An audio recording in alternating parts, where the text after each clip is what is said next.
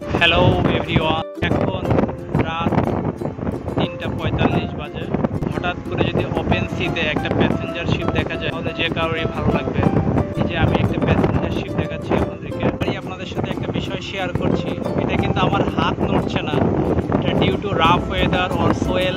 এই জন্যই কিন্তু আপনার ওই জাহাজটা এবং আমার জাহাজ দুইটাই একসাথে নড়ছে।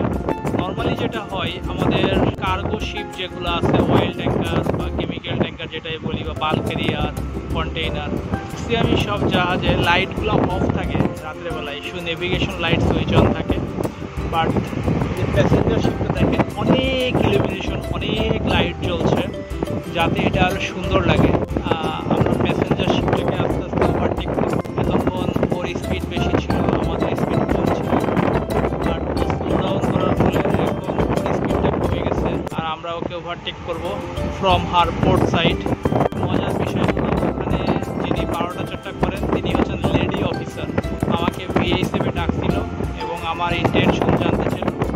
আমি সেই সময় বললাম I will overtake her port side. Say acknowledge করছে।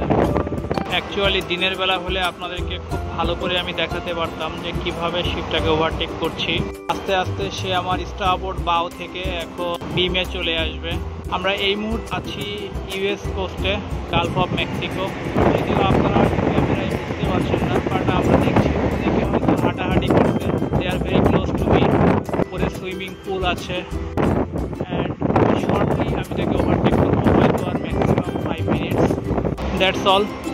আপনাদের যদি কারো প্যাসেঞ্জার শিপ দেখার কোনো অভিজ্ঞতা থাকে তাহলে অবশ্যই আমার সাথে কমেন্টস বক্সে শেয়ার করবেন।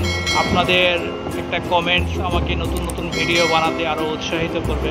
ভালো থাকবেন সবাই। Good morning and finally good night, because after my watch I am going to sleep. Good night to all.